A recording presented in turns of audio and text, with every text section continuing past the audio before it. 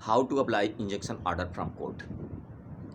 Court से injunction पाने के लिए यानी स्टे पाने के लिए कैसे प्रार्थना पत्र देते हैं, आइए इसके बारे में जानते हैं। जब कोई सिविल मुकदमा न्यायालय में दाखिल करते हैं स्टे के लिए, तो उन सारे कागजात को इकट्ठा कर लेते हैं, फिर सिविल मुकदमा दाखिल करते हैं।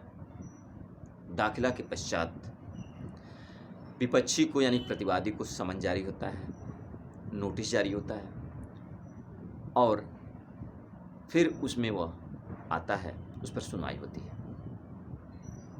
सिविल मुकदमा दाखिल करने के लिए स्पेसिफिक रिलीफ एक्ट के सेक्शन 37 व 38 के माध्यम से अस्थाई जो इंजेक्शन ऑर्डर है उसे पाने के लिए मुकदमा दाखिल किया जाता है। किंतु यदि मुकदमे में तुरंत इंजेक्शन ऑर्डर की ज़रूरत होती है तो सिविल प्रक्रिया संहिता के ऑर्डर 39 रूल 1 एंड 2 के माध्यम से एक प्रार्थना पत्र न्यायालय में देते हैं कि तुरंत स्टे की आवश्यकता है, तुरंत इंजेक्शन ऑर्डर की आवश्यकता है। इसे बिना प्रतिवादी के ही सुना जाना आवश्यक इसलिए होगा कि यदि प्रतिवादी को नोटिस या सम्मन भेजा गया तो वह आने में विलंब करेगा और उस संपत्ति का नुकसान हो जाएगा। ऐसी अवस्था में उस पर सुनवाई किया जाना तुरंत आवश्यक है। न्यायालय बिना प्रतिवादी को सुने अगर उसे उचित लगता है तो वादी को सुना जाना आवश्यक है, तो वह इंजेक्शन ऑर्डर पर सुन करके एक निर्णय दे देती है।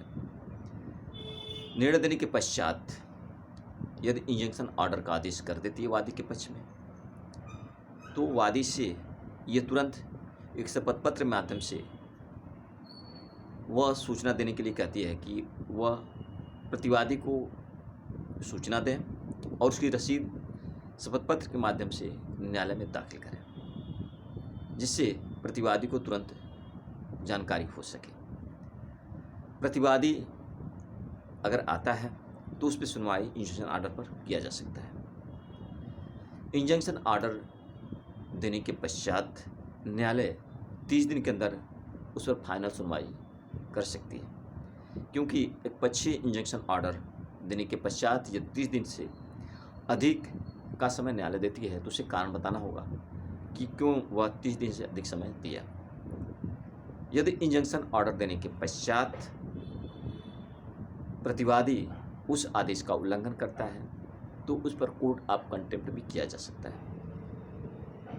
यदि न्यायालय को भ्रमित करके, तथ्य को छुपा करके कोई स्टे ऑर्डर लिया गया है, कोई इंजेक्शन ऑर्डर लिया गया है, तो न्यायालय उस पर पुनः विचार करके उसमें बदलाव या अपस्त कर सकती है।